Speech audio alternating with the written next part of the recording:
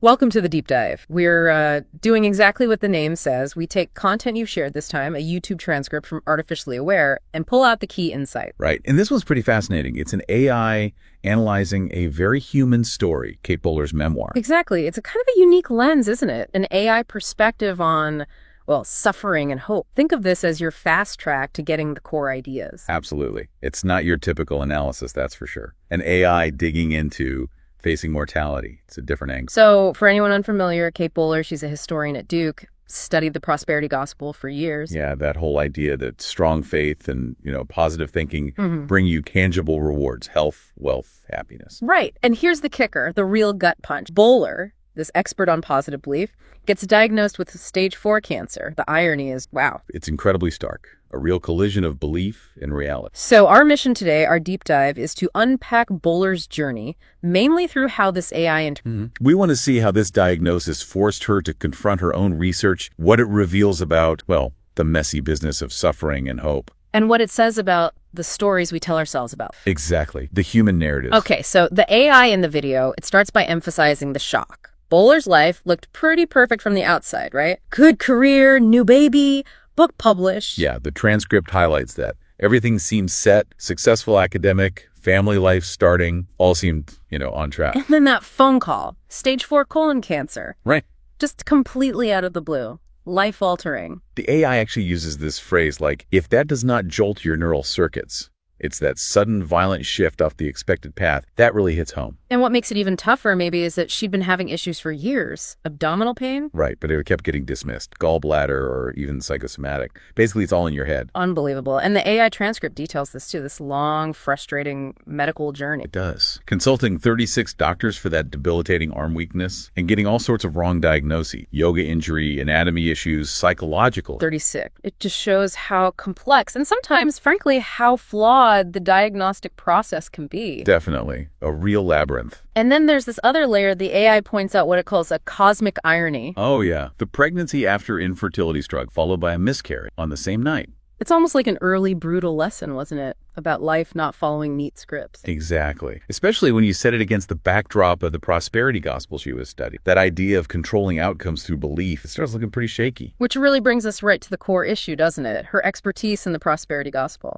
She wasn't just observing it, she wrote the definitive book on it. Faith guaranteeing earthly rewards. And the AI really zeroes in on that contrast. The theology promising health and abundance versus the cold, hard reality of her diagnosis. Yeah, it's an irreconcilable clash. Yeah. The AI analysis highlights how that whole name it and claim it approach just breaks down. It has no answer for this kind of suffering. It's like a simple formula applied to something way too complex. The AI notes the prosperity gospel just doesn't have the language for raw, unmerited pain. And facing that forces Bowler to confront this idea of fairness. That deep human need to believe the universe is just and predictable. Right. Her experience just shatters that. She sees the medical system fail, diagnoses missed. And those personal stories we build, like I did everything right, why me, they just crumble. Yeah, that whole just world idea. It's comforting, but often not true. Her story is a powerful counterpoint. It really is. So when the diagnosis hits, who does she turn to? The AI notes it's immediate. Husband, mother, close friend, that core support system. It says a lot about where we find real strength, doesn't it? It does. And the AI contrasts the responses she got.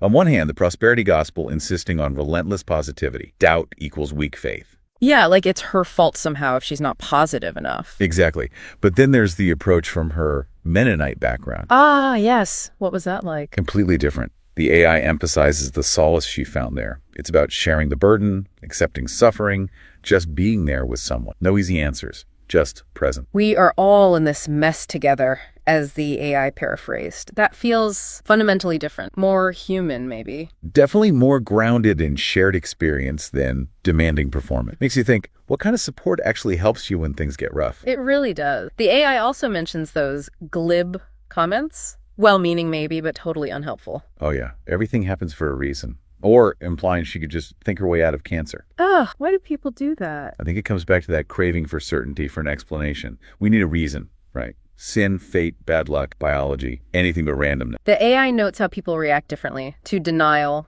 looking for miracles, avoiding grief. It's all about trying to regain control, isn't it? But in the middle of all this darkness, there's this incredible light, her baby boy, Zach. Yes. After the infertility, the AI calls his arrival a lightning bolt of hope, just as the storm hits. That juxtaposition must have been intense. Immense joy, immense fear, all at once. The AI really captures that conflict, wanting to soak in this new life while facing her own possible death. And that pressure, even unspoken, to stay positive for the baby. But she finds a different kind of courage, doesn't she? The AI picks up on this. Yeah, it's not about fighting with a forced smile. It's about surrender, trusting that life can still have meaning even in the dark. A huge shift. And then another twist, this experimental immunotherapy trial. Right in Atlanta, a potential lifeline. The AI calls it her magic cancer makeup, meaning the trial targeted her specific genetic profile, so it offered hope where standard treatments might not. But like you often see with cutting-edge treatments, the cost. Oh, yeah. The AI calls it the dreaded labyrinth of hospital billing. 6 figures up front. Ooh, that's a brutal reality check. Especially compared to the prosperity gospel's idea of divine provision. Totally. No miracle money appears. Instead, it's the terrifying prospect of financial ruin just to get treatment. So who steps up? Her network, family, friends, professional connections. The AI stresses it's these tangible human links, not divine intervention, that offer a path. And amidst all this, she decides to go public, writes that New York Times piece. That took guts. Incredible bravery.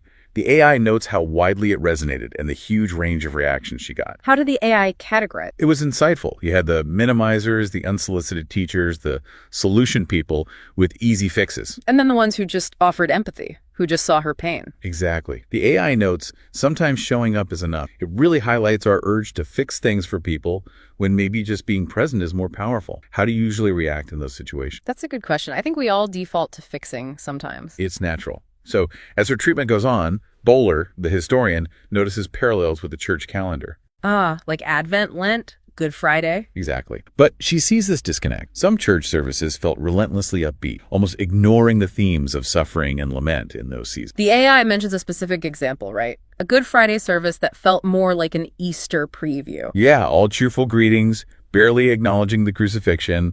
It highlights this cultural, maybe especially religious, discomfort with pain and grief. Then she meets Rye, the pediatric oncologist. And he's refreshingly direct, honest about death, a total contrast to the forced optimism. And her life gets structured by scans every 2 months. Yeah, the AI paints this picture of time becoming fragile, living scan to scan, never knowing the future. A friend advised her not to fast forward, right? To stay present. Anchoring in the now, despite the uncertainty. And through it all, Zach, her son, is this constant motivation, a glowing beacon, the AI says. That love, that responsibility fuels her, and she keeps drawing on those Mennonite lessons. Shared suffering creates deep connection. That's the core.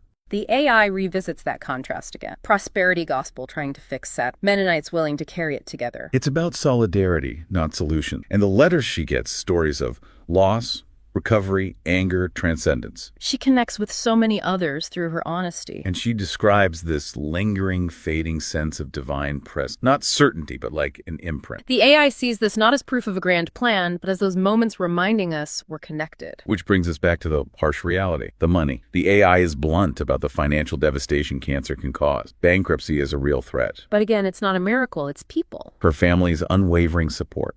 And then her academic community at Duke steps up quietly, practically. The AI makes a great point. That quiet empathy and institutional help did what performative positivity couldn't. Exactly. And incredibly, she outlives her prognosis. The scans go up and down, hope and fear fluctuate, but the treatment buys her time. Her perspective shifts, doesn't it? From why me? To how can I live meaningfully now? Gratitude takes on a new meaning. And humor. The AI notes her sharp wit. Yeah, using sarcasm almost to point out life's absurdities. It's a coping mechanism, a buffer against despair. A way to reclaim some agency. Definitely. And the AI's final takeaway, the real certainty isn't in easy answers or miracle cures. It's in love, connection, companionship through the hard times.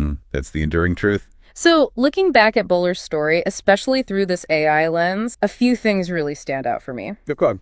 Well, first, simplistic answers for suffering just don't cut it. They fall apart. Totally agree. The prosperity gospel model, for instance, just couldn't hold up. And second, genuine connection, really showing up for people, sharing the load, that's where the real comfort is. That Mennonite model of being present, it's powerful. And finally, even facing mortality, you can find meaning and humor, surprisingly. That resilience, finding light even in the darkest places, it's remarkable. Which leads us to maybe a final thought for everyone listening. Maybe real strength isn't about constant positivity. Maybe it's about the courage to just be with pain, yours and others, and to offer and accept real support. That's a powerful reframing, isn't it? Shifting from demanding positivity to cultivating presence. We hope listeners reflect on their own experiences, what connections truly sustained them. A lot to think about there. And, as the AI itself signed off, may you find grace in those unexpected cracks, those tough moments, that quiet grace beyond easy action. Well said. Thanks for taking this deep dive with us.